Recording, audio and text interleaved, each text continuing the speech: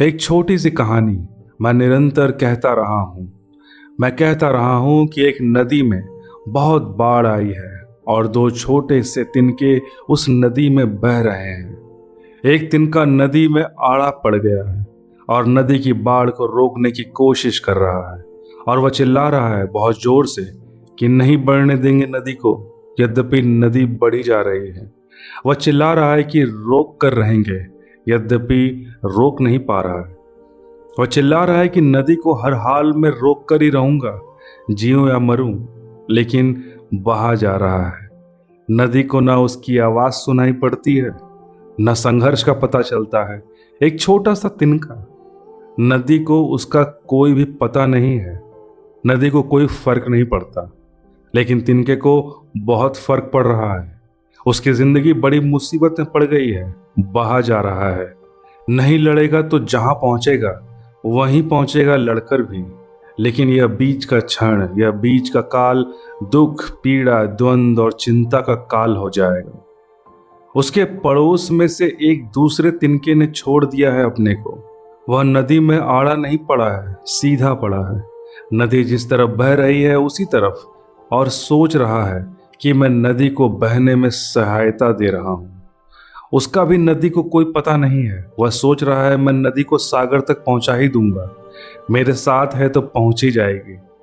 नदी को उसकी सहायता का भी कोई पता नहीं है, लेकिन नदी को कोई फर्क नहीं पड़ता। उन दोनों तिनकों को बहुत फर्क पड़ रहा है। जो नदी को साथ बहा रहा है वह बड़े आनंद में है, बड़ी मौज में नाच रहा है, और जो नदी से लड़ रहा है वो बहुत पीड़ा में है। उसका नाच नाच नहीं, एक दुख स्वप्न है। उसका नाच उसके अंगों की टूटन है। वह तकलीफ में पड़ा है, हार रहा है। और जो नदी को बहा रहा है वह जीत रहा है। व्यक्ति ब्रह्म की इच्छा के अतिरिक्त कुछ भी नहीं कर पाता है, लेकिन लड़ सकता है, इतनी स्वतंत्रता है। और लड़कर अपने को चिंतित कर सकता है, इतनी स्वतंत्रता है। बूंद नहीं जान सकती कि सागर क्या है जब तक कि बूंद सागर के साथ खो न जाए। व्यक्ति नहीं जान सकता कि परमात्मा की इच्छा क्या है जब तक व्यक्ति अपने को व्यक्ति बनाए है, तब तक नहीं जान सकता। व्यक्ति अपने को खो दे तो फिर परमात्मा की इच्छा ही शेष रह जाती है, क्योंकि व्यक्ति की कोई इच्छा शेष नहीं रह जाती। तब जानने का सवाल ही नहीं उठता। तब व्यक्ति वैसे ही जीता है जैसे अज्ञात उसे जिलाता है। तब व्यक्ति की कोई आकांक्षा, तब व्यक्ति की कोई फलाकांक्षा, तब व्यक्ति की कोई अपनी अभिप्सा, तब व्यक्ति की समग्र की आकांक्षा के ऊपर अपनी थोपने की कोई वृत्ति शेष नहीं रह जाती। कोई व्यक्ति शेष नहीं रह जाता। जब तक व्यक्ति है तब तक अज्ञात क्या चाहता है नहीं जाना जा सकता, और जब व्यक्ति नहीं है तब जानने की कोई ज़रूरत नहीं। जो भी होता है वह अज्ञात ही करवाता है। तब व्यक्ति एक इंस्ट्रूमेंट हो जाता है, तब व्यक्ति एक साधन मात्र हो जाता है।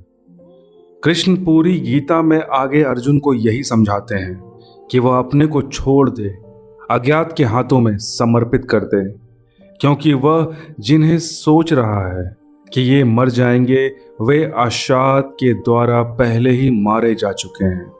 कि वह जिन्हें सोचता है कि इनकी मृत्यु के लिए मैं जिम्मेवार हो जाऊंगा, उनके लिए वह बिल्कुल भी जिम्मेवार नहीं होगा। अगर वह अपने को बचाता है तो जिम्मेवार हो जाएगा।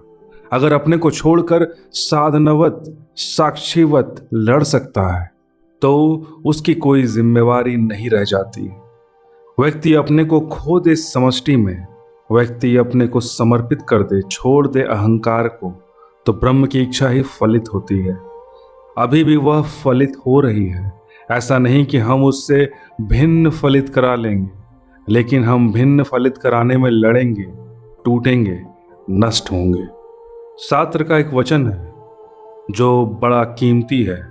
वचन है, humanity is condemned to be free. आदमी स्वतंत्र होने के लिए मजबूर है, विवश है, कंडेम्ड है, निंदित है स्वतंत्र होने के लिए। लेकिन आदमी अपनी स्वतंत्रता के दो उपयोग कर सकता है। अपनी स्वतंत्रता को वह ब्रह्म की इच्छा से संघर्ष बना सकता है, और तब उसका जीवन दुख, पीड़ा, एंग्विश, संताप का जीवन होगा और अंततः पराजय फल होगी। और कोई व्यक्ति अपनी स्वतंत्रता को ब्रह्म के प्रति समर्पण बना सकता है। तब जीवन का आनंद ब्लिस का, नृत्य का, गीत का जीवन होगा।